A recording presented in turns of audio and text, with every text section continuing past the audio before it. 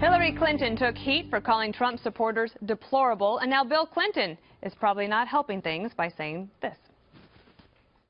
The other guy's base is what I grew up in. You know, I'm basically your standard redneck.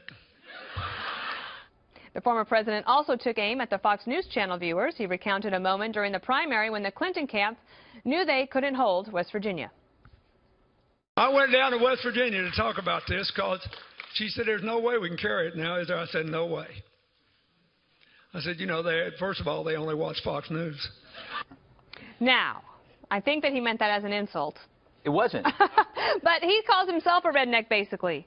Yeah, no, it's actually, if you think about it, it's a compliment because he just said all of Trump's supporters are capable of becoming a two-term president because he grew up with them. So that, I don't think he meant it as a compliment, but it actually could be looked that way. Look, Bill Clinton is lucky. He has what's called the PPP, which is called the progressive pig pass. As long as you are a progressive leftist, nice recovery, you can get away with it. You can get away with anything. That's why you remember that the staunchest defenders of Bill Clinton during the sex scandals were feminists who targeted the accusers like his wife had done and implied that everything was consensual. It's because as long as you are progressive and you are on the political side of a feminist, you can get away with anything, and that means denigrating entire groups of people, targeting women because, you know, they had sex with your husband. As long as you're for feminism and for empowerment, you can do whatever you want, as he has proved. It is kind of irresistible for a lot of people on the left, Eric, for them to denigrate Fox News viewers or Fox News hosts and things, even though they would like to come on the show sometimes, especially when they write books. Very nice. So I also think it was a compliment. I don't think he meant it as a compliment, but I'd certainly rather be a redneck than a limousine liberal, or redneck than a intolerant liberal or a left-wing nut. That said, that's just me. But he's getting pushback because he's lumping all the group as a certain type. He's typecasting the whole group. And as you know, when you do that, you can be considered racist, sexist, Islamophobic, or whatever. Moving on. Months ago, I said they should pull Bill Clinton off the campaign trail, and they should. He fought with the Marine. That was bad for her. Oh, I forgot about that.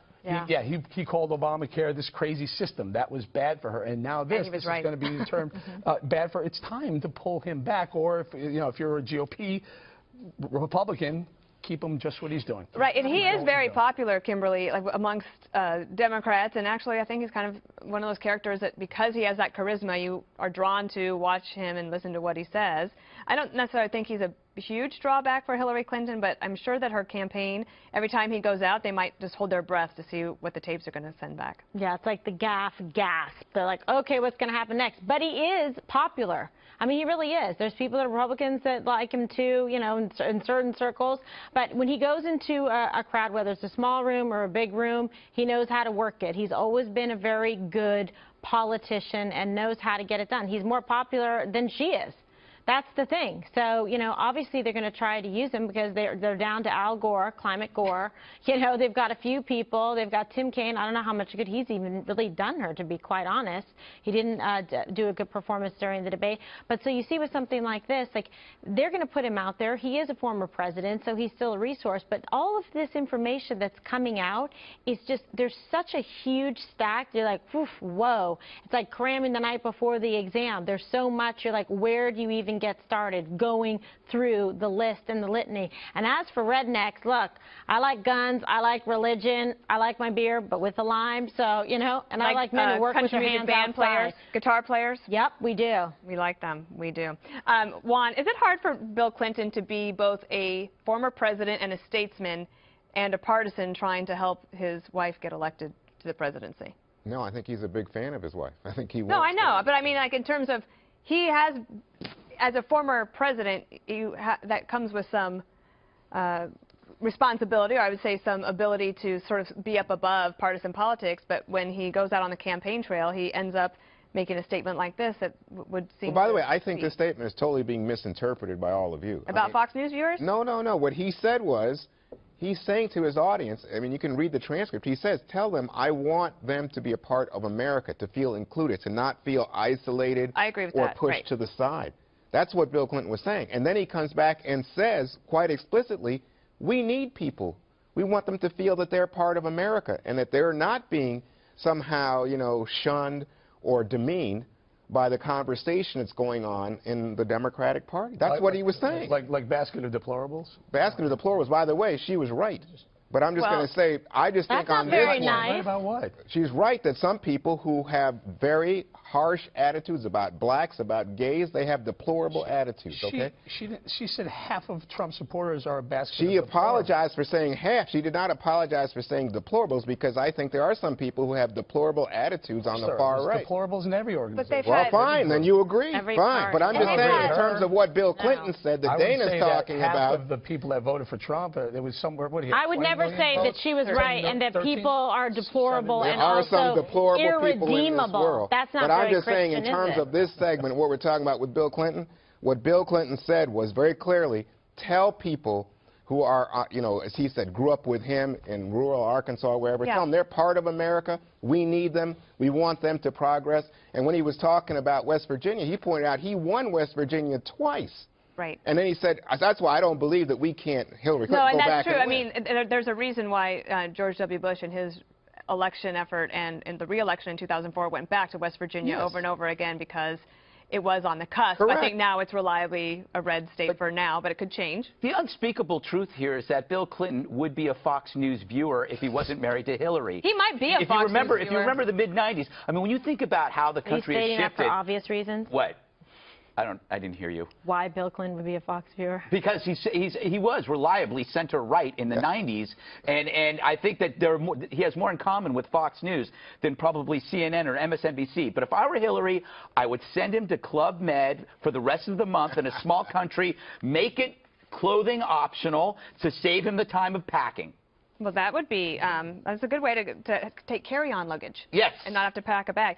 There's another controversy that's swirling today, and I'm going to try to set this up, and then we're going to talk about it. It's regarding some WikiLeaks emails that were released, and in particular, this conversation between two Hillary Clinton staffers about Catholics.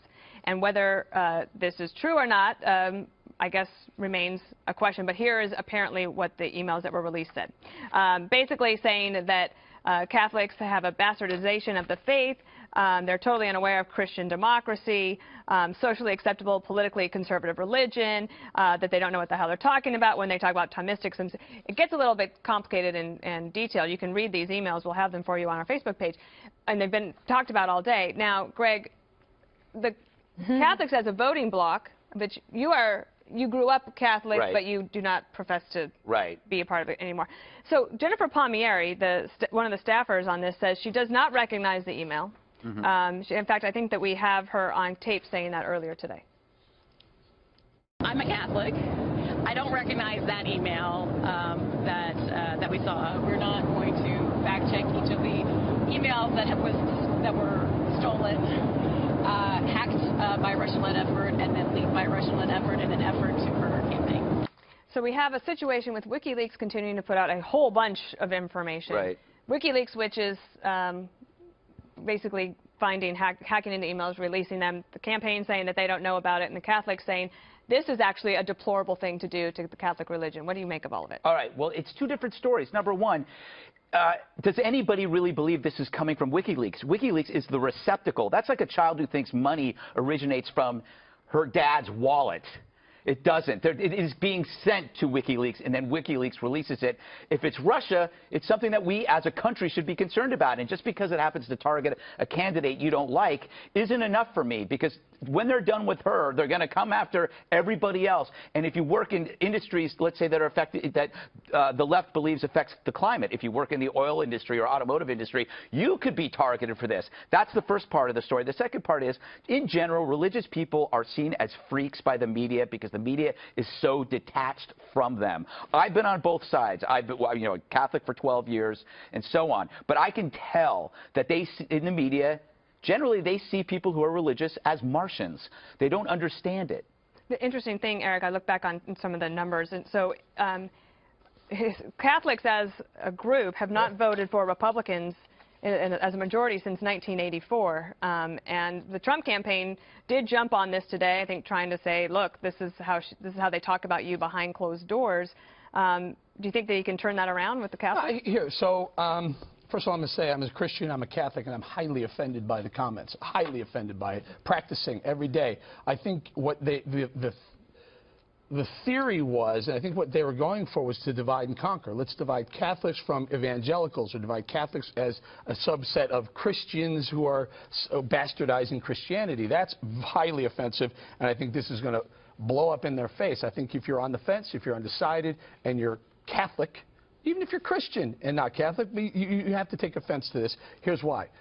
If President Clinton, Hillary Clinton, is going to stack the Supreme Court and the federal judicial system, will your religious freedoms come under attack? A lot of Catholics and a lot of Christians believe that under Clinton, that may become an issue at the Supreme Court level. I would say this is a net negative for Hillary Clinton, big time. I saw Father Jonathan Morris speak twice on Fox about this, and he was very passionate and eloquent, talking about the importance of freedom of religion and what we see happening throughout the world. And you see genocide against Christians, and this is a time that the United States should be leading and protecting faith and religious freedoms with everything that we have in our Constitution. So these emails, I think, are very damaging. I do not believe her when she says she did not send them. I think it's convenient for them to say and blame it on the Russians, because that ties Trump into Putin. It's clever, but I don't believe it. When I hear her say it and I saw her saying it, I don't know. It just seems very convenient. So WikiLeaks went through and edited how many, 20,000 something plus emails, maybe even more. It's a bit much to swallow. So I just, yeah, and as a Catholic too, I mean, but this is not really a surprise to me. You don't think the Russians are involved? Well, I don't know if it's Russians or the Chinese or doesn't that bother you? The North Koreans. Of course it does. Medvedev said it's of course it bothers me that it's that anyone thinks let's get one. It bothers me if it's somebody here doing it. Well, let me just tell you, this is such a bizarre conversation because she didn't write the email. The email comes to her from a guy who is interested in the relationship of Catholics and politics, and especially big donors and the like.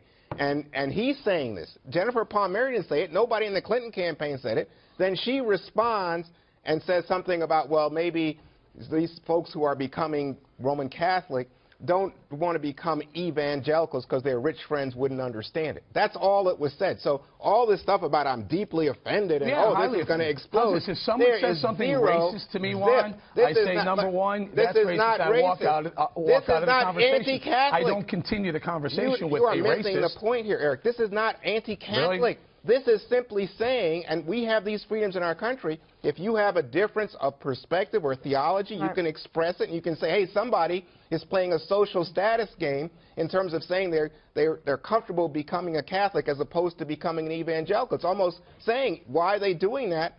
Because if they're truly, really having this kind of conversion, why don't they become an evangelical? So I don't get, I mean, you guys, it looks to me like you're trying to find something to give something to Trump or some reason to find a grievance with Clinton. He has a right to be able to say if he finds that I'm just saying, based on his religion, just like I do. But let's just be clear. Just like you have. Jennifer Palmieri did not write it. If I'm having a conversation, a cup of coffee with someone on the corner who happens to be throwing out racial epithets left and right, using it, and I stand there and continue this conversation, and you walk by, don't you say, Bowling, what is wrong with you? Why would you walk away from that guy? There were no epithets. The man was expressing. But really, because I feel being called bastardizing Christianity. It wasn't bastardizing. Highly offensive. There is a key difference that someone has to make clear at the end of this segment. Go ahead, Greg. Okay, religion is a set of ideas. Right.